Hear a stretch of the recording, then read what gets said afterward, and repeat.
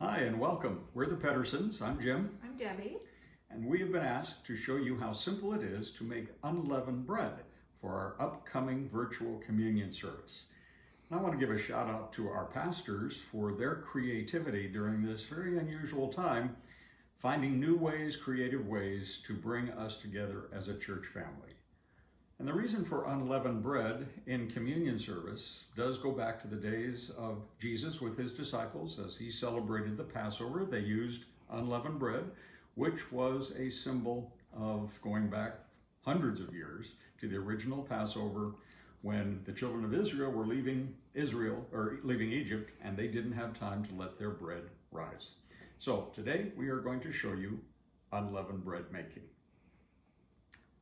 Are we ready? I think so. We're going to start today with whole wheat flour, 1 cup of whole wheat flour. That's what we had in the house. Of course, we have many flour in the house. But if we don't have whole wheat flour, can we use something else? You can. You can use whatever flour you have on hand.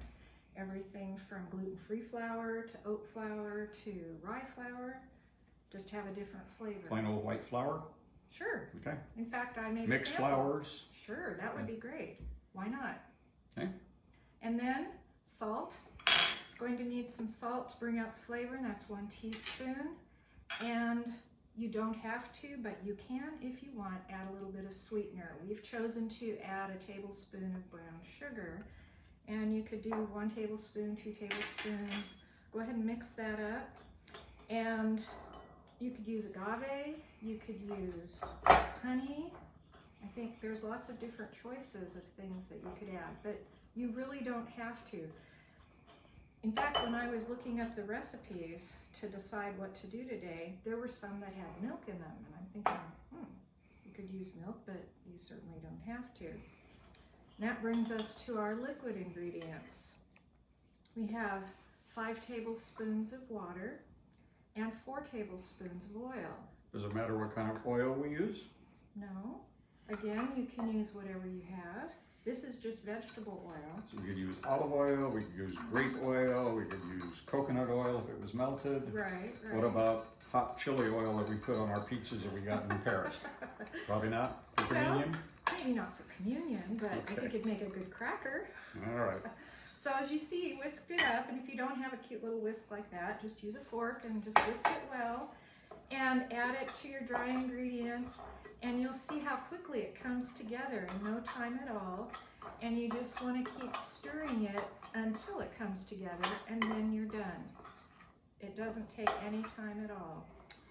We almost there? We are. When you can't see any more flour, you're done. All right.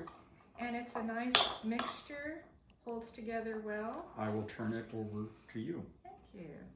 So I'm just going to take it out of the bowl, and as you can see, it cleaned the bowl.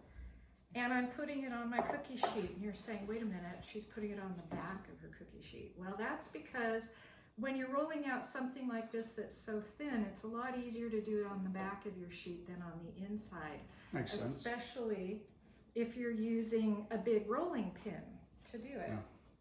But I happen to have this guy, which is perfect and wonderful. So I'm going to use him. But before I start, I'm going to just shape it in kind of a rectangle because that's the shape of my cookie sheet.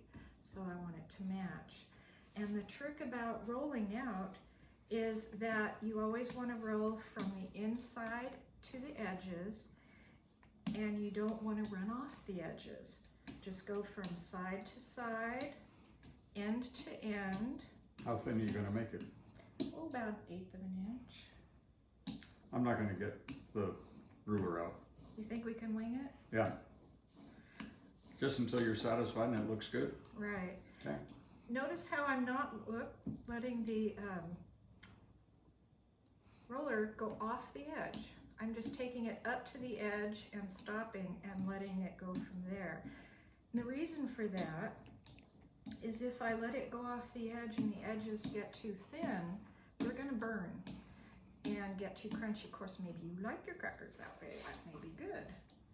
And there it is rolling up again, which is fine. I'll just roll it back in. Crackers are very forgiving. Very, very, very forgiving.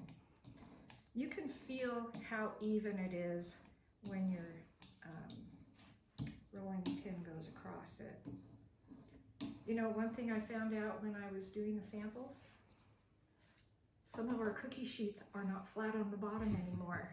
So look for your flattest cookie sheets for this. It's kind of helpful, because if you're using a big rolling pin especially, and you get to the edge, you're gonna have a wonky thing going on. So I think that looks pretty even. So what temperature?